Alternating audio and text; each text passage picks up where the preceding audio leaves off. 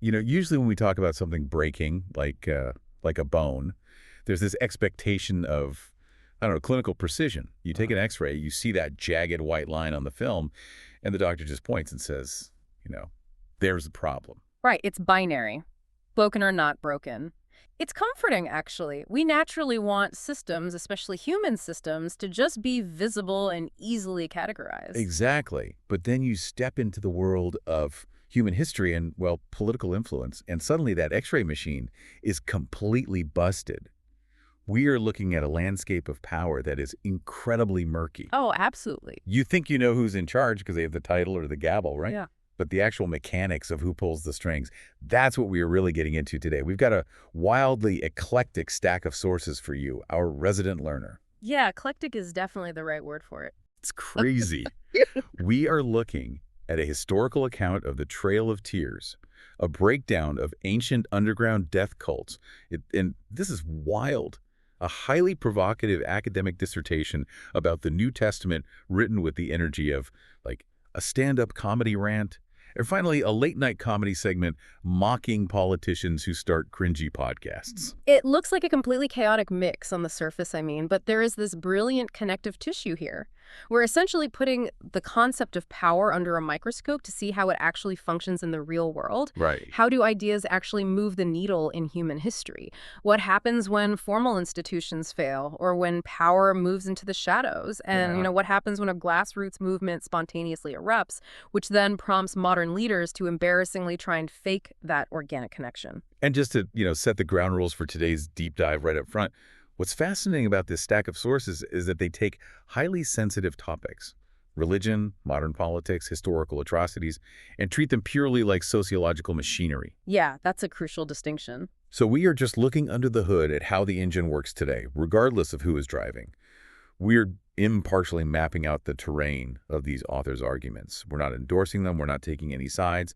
We unpack the mechanics, and you, the listener, get to draw your own conclusions. Exactly. So if we are looking at the mechanics of power, we really have to start where power is supposed to be the most visible, structured, and legally binding.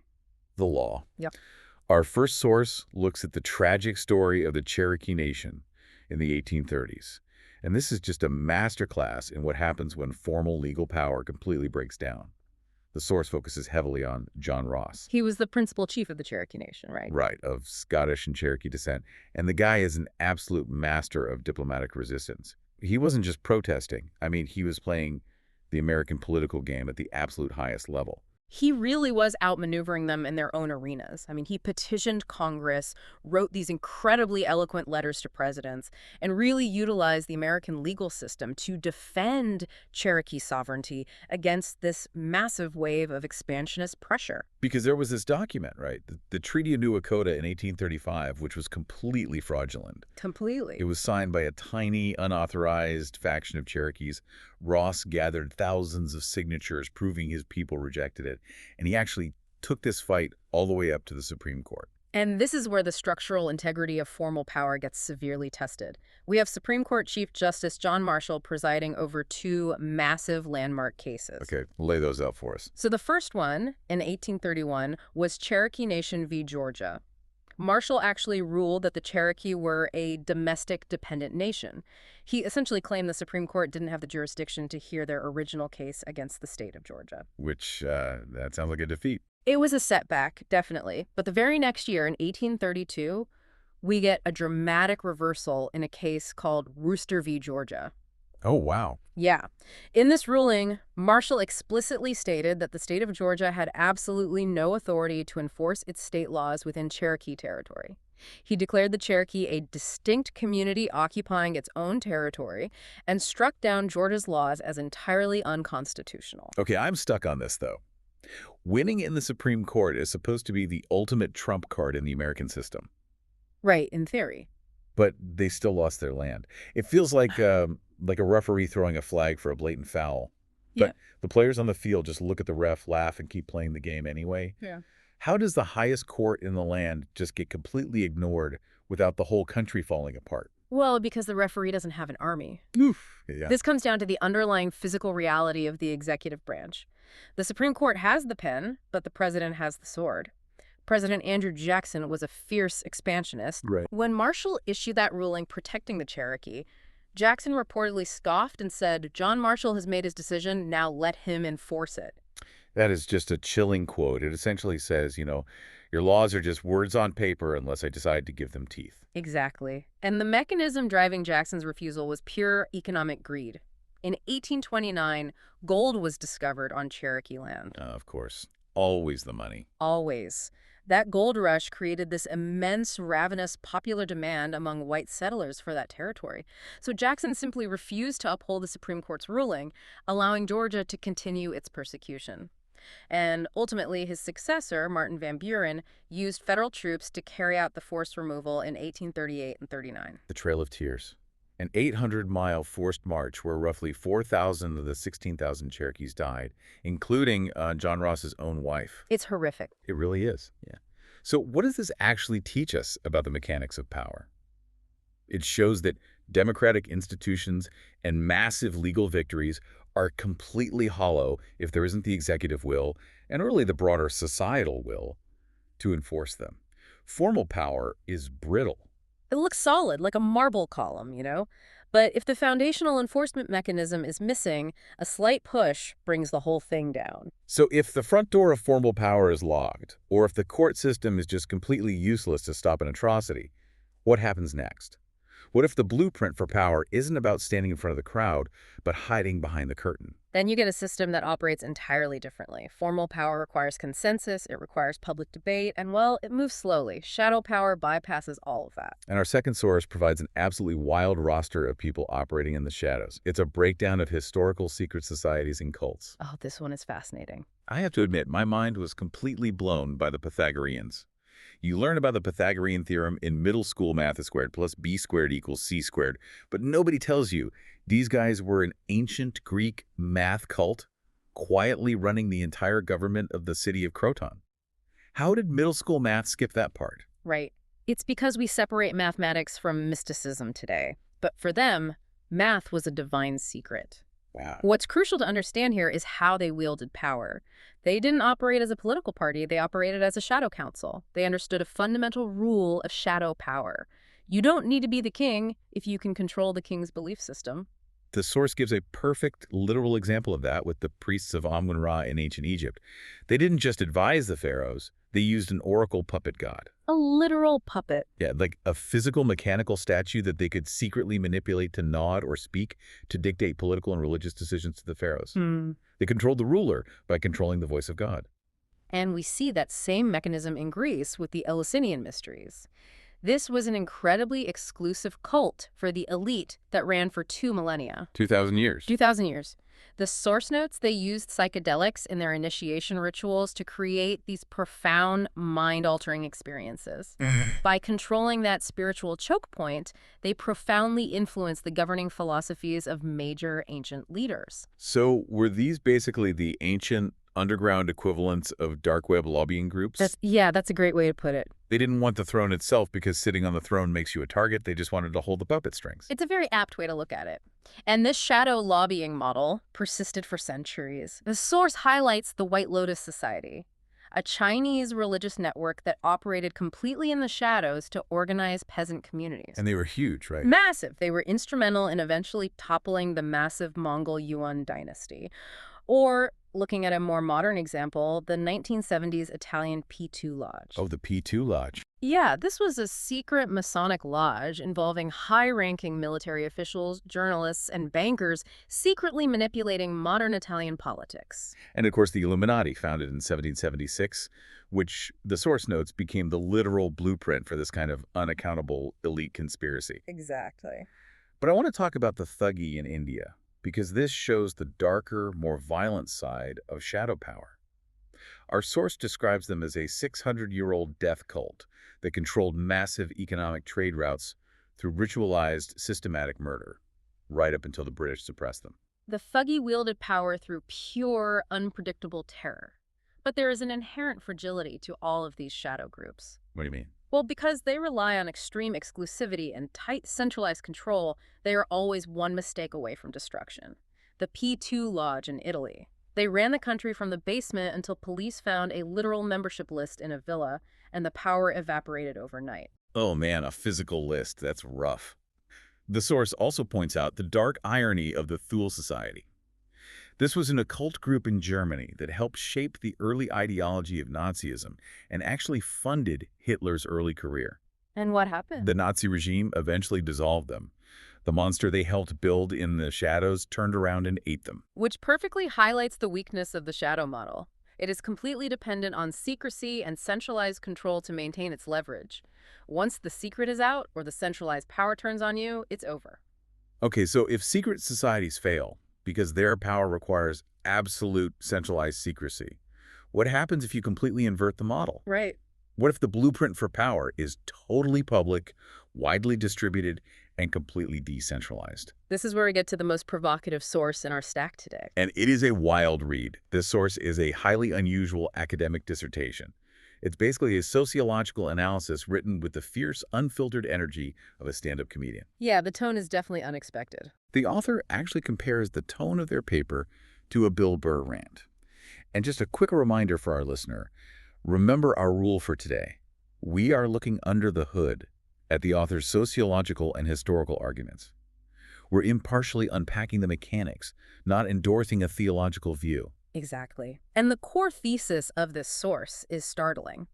The author argues that the New Testament accidentally functioned as an S-tier moral network detonator in human history. S-tier, meaning top tier, absolute peak performance. Right. The text argues that random people, armed only with the New Testament, spontaneously became this swarm of, and I quote, morally deranged holy That's bees such a great line. that dismantled global slavery and rescued victims during the Holocaust. The author anchors this in something they call the brittle pivot theorem. It's an analysis of the moral topology of this specific text, trying to figure out why it activated people in a way that other systems historically failed to do. Let me stop you there because the author uses the word topology a lot. Can we translate that for a general audience? Sure, yeah. Think of topology like the structural map of a network.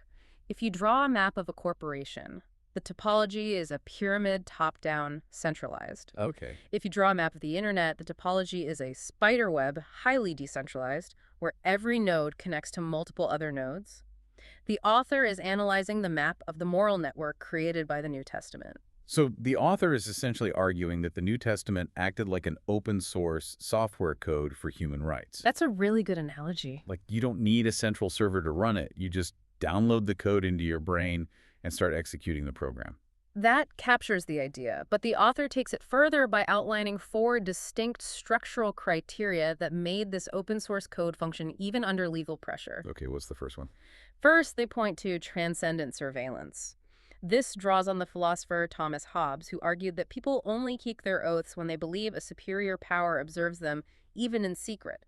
The author argues the New Testament intensifies this, creating a deeply internalized oath fidelity. Because the text insists God judges the hidden thoughts of the heart. You can't hide in the dark, so you regulate your own behavior even when the police aren't looking. Precisely. You don't need a physical enforcer. The second criterion is decentralized interpretive autonomy. Meaning? Unlike systems that require a scholarly hierarchy or a rigid, centralized party apparatus, this text permitted local, independent interpretation. But wait, how does an uncoordinated group actually get anything done against a massive empire? Without a leader giving orders, isn't it just chaos?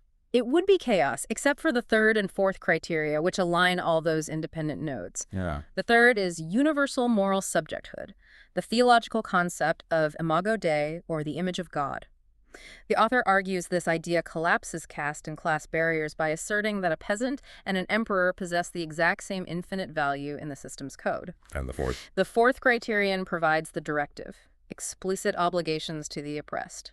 The ethics of the text preferentially protect the weak, the enslaved, and the victim. So you have millions of independent nodes heavily surveilling their own motives, who all believe human life is infinitely valuable, and who are commanded to protect the weak. Exactly. And the source uses historical events as existential proofs of this network in action. Let's look at the abolition of slavery. The author points out that the abolition movement wasn't some polished, coordinated corporate initiative. No, not at all. It was a wildly diverse set of Right. actors. You had William Wilberforce, a wealthy politician sipping tea in British Parliament, passing legislation. And on the complete other end of the spectrum, you had John Brown in America, acting like, and I love this phrase from the source, gremlins with dynamite, launching violent raids against armories to arm enslaved people. Talk about Yeah, decentralize. they had totally different methods. They operated an ocean apart, and they probably wouldn't have even liked each other. Yeah. But they were both running on the exact same decentralized moral software. The author contrasts this heavily with other historical systems. They push back against critics by arguing that while Enlightenment thinkers wrote beautiful, elegant essays about how slavery was morally unfortunate, they largely just sat around sipping espresso. Just philosophizing. Right. It was the people, as the text phrases it, Bibled up to the eyeballs who actually organized the Underground Railroad. The source makes the exact same argument regarding the Holocaust. It claims that the people consistently hiding Jewish families, forging transit papers, and smuggling kids out of ghettos, like Corrie ten Boom, Dietrich Bonhoeffer, or just random Catholic schoolgirls risking execution, were acting as independent nodes in this exact same decentralized network. And the author's argument here tackles a major cultural debate. The source aggressively pushes back on the claim that the text is inherently anti-Semitic or pro-slavery. Right. Well, the author argues topologically. If the text were inherently those things, its independent, uncoordinated nodes would not have spontaneously risked torture and death to build underground networks specifically designed to rescue Jewish lives or abolish the slave trade. It's an emergent behavior. Yes. The author contrasts this emergent abolition with Islam, which they claim historically lacked a similar spontaneous global abolition network. They contrast it with the Enlightenment, which they argue collapsed under lethal stress when the Nazis took over Europe. Because it couldn't hold up under pressure. Right. And they contrast it with communism, which attempted top-down moral unanimity but historically resulted in gulags and purges because it relied on centralized formal power. And again, for our listener, we are simply reporting the topological mechanics the author lays out here. It's the ultimate anomaly. Nobody's in charge, yet it generated massive coordinated phase transitions in human rights. But, as we know, when a network is that effective, someone is always going to try to hack it. Which gets incredibly dark. The source notes that modern intelligence organizations recognize this S-tier effect. The CIA actually attempted to weaponize this decentralized moral fervor with the Contras in Nicaragua during the Cold War. That is just wild. They recognized the power of the mechanism and tried to use the text's rhetoric to mobilize locally autonomous cells and existentially motivated fighters. The author literally calls it moral napalm. It's treating human motivation like a geopolitical cheat code.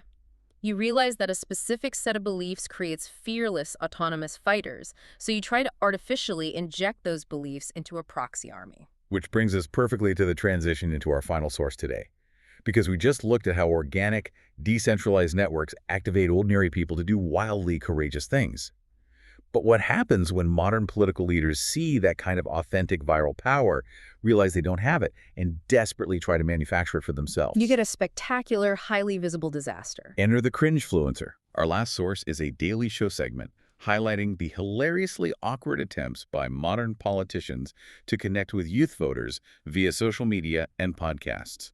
And let me tell you, it is a bipartisan disaster class in faking authenticity. The contrast from our previous segment is jarring. Before, we were discussing individuals risking their lives against genocidal empires based on internalized moral codes. Yeah. Now, we are looking at politicians trying to hack the aesthetics of a grassroots movement just to boost their poll numbers for a midterm election. It's amazing.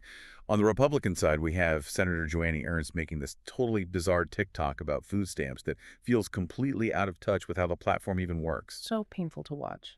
On the Democratic side, you have politicians misusing a Lady Gaga song reference to try and seem culturally relevant. Yeah. You have Kentucky Governor Andy Beshear, who, ironically, is actively trying to make a point about politicians needing to just act like normal human beings, breaking his own rule by unironically calling his audience boo. This segment also dives into the massive political podcast boom. Politicians are starting their own shows to try and simulate the intimate, unstructured, conversational feel of a decentralized network. Yes. Like Republican Congressman Tim Burchett hosting a podcast from what looks like a closet featuring guests literally named Turkey and Tater, complete with terribly awkward, unflattering camera angles. It's just so For forced. Ted Cruz's podcast, it's actually quite popular, but the comedy segment mercilessly mocks it for being entirely risless. Risless. He's telling these weird, drawn-out anecdotes about teenage dates at a hot dog stand and doing objectively bad karaoke.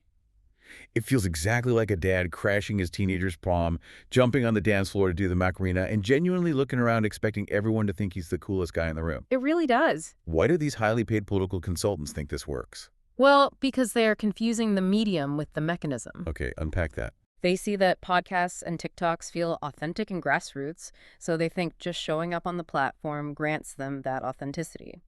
But this raises the most important question of our entire deep dive about the nature of true influence. Right. Whether you are looking at a terrifying ancient secret society or a massive, life-saving, decentralized moral network, true influence requires what our previous source called existential activation. Real skin in the game. Precisely, you have to risk something. But politicians chasing the youth vote with forced TikToks and karaoke podcasts are attempting to hack the signals of authenticity without doing the actual vulnerable work of human connection. They want the shortcut. They want the power of a grassroots movement without the decentralized loss of control that a real movement demands. And the human brain is incredibly adept at spotting that dissonance. When you try to fake existential activation, the result isn't influence. The result is pure cringe. So what does this all mean for you, our listener? We've covered a massive amount of ground today.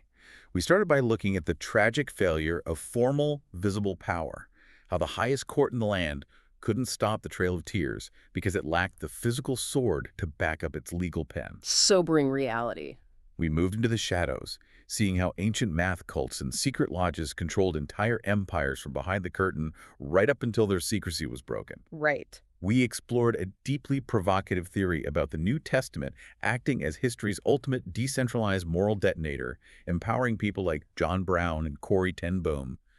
And finally, we watch modern politicians utterly humiliate themselves trying to fake that kind of organic grassroots influence. It's a stark reminder that the true mechanics of power are rarely what they appear to be on the surface, which leaves us with one final thing to consider. Go for it. If a future historian were to analyze your digital footprint right now, the media you consume, the algorithms you interact with, the posts you share, how would they classify you?